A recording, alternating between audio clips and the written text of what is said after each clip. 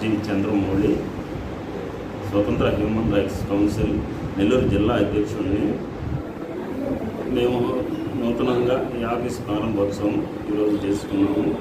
ఈ రోజు నుంచి మేము కార్యక్రమాల మీదకి ముందుకెళ్ళదలుచుకున్నాము.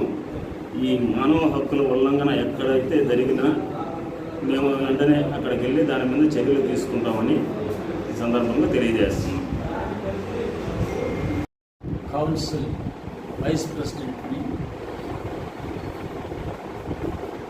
మానవ హక్కుల బలోపేతానికి సంస్థ కృషి చేయాలనేటువంటి సంస్థ ఆదేశాలను అనుసరించి మేము పనిచేస్తాము. నాయకులందరితో కలిసి ప్రతి గ్రామంలోనూ పర్యటించి ప్రతి గ్రామంలోనూ ప్రతి డివిజన్లోనూ కమిటీలను ఏర్పాటు చేసి వాళ్ళ ద్వారా ప్రజోపయోగ కార్యక్రమాలను మేము కొనసాగిస్తాం. అక్కడ పేద మధ్యతరగతి వాళ్ళకి లేదు చదువు లేని నిరక్షరాస్యులకి జరుగుతున్నటువంటి అన్యాయాలని పట్టించుకుంటాం. వారి విషయమై మేము పోరాడతాము.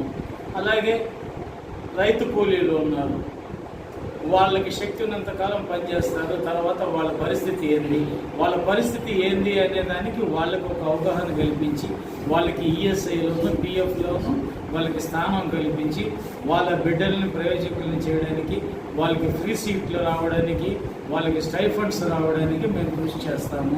ఇదంతా కూడా మా కమిటీ సామర్థ్యంలో, మా కమిటీ నిర్వహించే కార్యక్రమంలో ఇది ఒక భాగం. చాలు. నా పేరు సయ్యద్ రఫీ.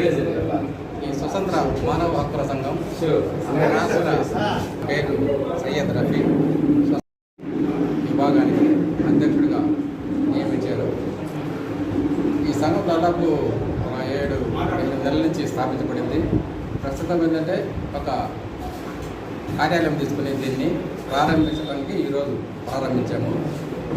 ఇది విజయమోహన్ సెంటర్, నెల్లూరులో సెంటర్లో ఉన్న విజయమోహన్ సెంటర్ నుంచి దగ్గరలో అగ్రహారం అన్న ప్లేస్లో ఈ ఆఫీస్ ఉంది. దీన్ని ఏంటంటే ముఖ్య ఉద్దేశము బడుగు వర్గాలకి, బలహీన వర్గాలకి, నిరక్షరాస్యులకు, కార్మికులకు, ప్రతి వారికి సహాయపడాలనే ఉద్దేశంతో దీన్ని స్థాపించడం జరిగింది. ఎక్కడైనా కానీ ఇది రాష్ట్రంలోనే కాదు, జిల్లాలోనే కాదు, జాతీయంగా దేశం మొత్తం మీద కూడా మా సంస్థ విస్తరింపజేయదలుచుకున్నాము. ముఖ్య ఉద్దేశము.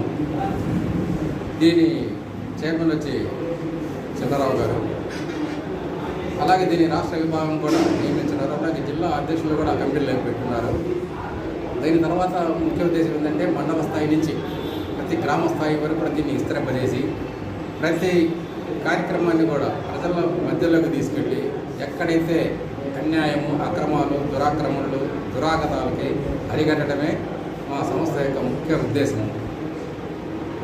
ఇంకా కూడా దీంట్లో ఏంటంటే సహాయపడాలని విద్య, వైద్యం దీని మీద కూడా దృష్టి సారించి ప్రజలకు అందుబాటులో ఉండేటట్టు చూడాలని అధికారులతో కానీ, రాజకీయవేత్తలతో కానీ ప్రతి వారితో కూడా సమన్వయంగా అధికారాన్ని చేతిలో తీసుకుని దుర్యోగం చేయకుండా వాళ్ళతో సమన్వయంగా మాట్లాడి సామరస్యంతో అన్నీ కూడా సమస్యలను పరిష్కరించాలన్న దృష్టితో దీన్ని స్థాపించడం జరిగింది. అలాగే మేము మా సంస్థ తరఫు నుంచి చేయడానికి పూర్తిగా సహకరిస్తాం.